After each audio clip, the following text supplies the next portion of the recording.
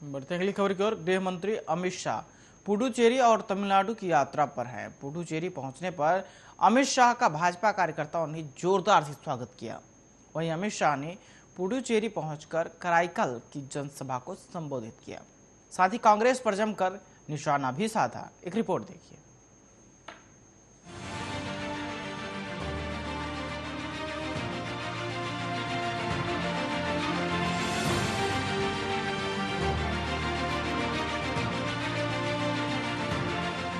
गृह मंत्री अमित शाह पुडुचेरी के दौरे पर हैं। उनके पुडुचेरी पहुंचने पर जनता ने उनका जोरदार से स्वागत किया।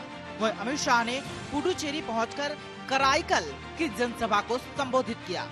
संबोधन के दौरान अमित शाह ने कांग्रेस पर जमकर हमला बोला।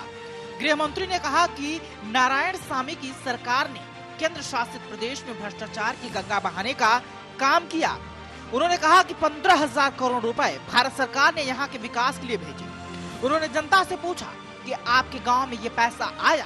साथ ही उन्होंने ये भी कहा कि नारायणसामी की सरकार ने 15,000 करोड़ रुपए गांधी परिवार की सेवा में दिल्ली भेज दिए। उन्होंने कहा कि स्थानीय निकाय के चुनाव लोकतंत्र में बहुत महत्वपूर्ण होते हैं। अमित शाह ने जनता से पूछा कि आप बताइए कि चुनाव होने चाहिए या नहीं।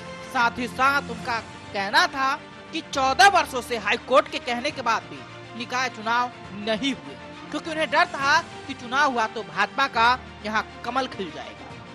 अमित शाह ने कांग्रेस पर हमला बोलते हुए कहा कि पुडुचेरी में ही नहीं बल्कि पूरे देश में कांग्रेस के कई कार्यकर्ता भाजपा में शामिल हो रहे हैं, क्योंकि कांग्रेस में योग्यता के लिए कोई जगह नहीं है। साथ ही कहा कि कांग्रेस आरोप लगा रही है कि भाजपा ने उनकी सरकार को गिराया है। कांग्रेस की सरकार भ्रष्टाचार के कारण गिरी है। अमित शाह ने कहा कि आपने मुख्यमंत्री ऐसा व्यक्ति बनाया था जो अपने सबसे बड़ा नेता के सामने अनुवाद करने में भी झूठ बोले। इस तरह के व्यक्ति को आपने मुख्यमंत्री बनाया। उनकी नजर पुडुचेरी के विकास के लिए नहीं उठी। गांधी परिवार की सेवा करने और चरण स्पर्श करने में ही उनका ध्यान रहता था। अमित शाह ने कहा कि कांग्रेस पार्टी वंशवाद और परिवारवाद के कारण केवल पुडुचेरी में ही नहीं पूरे देश में बिखर रही है। वहीं जनता को संबोधन के दौरान अमित शाह ने राहुल गांधी पर निशाना साधते हुए कहा कि कुछ दिन पहले राहुल गांधी ने पूछा था कि मत्स्य विभाग क्यों नहीं है। शाह ने कहा कि मैं लोगों से जानना चाहता हूं कि क्या वो ऐसा नेता चुनना चाहते हैं जो यह न जानता है कि मत्स्य विभाग 2 वर्षों से अस्तित्व में है।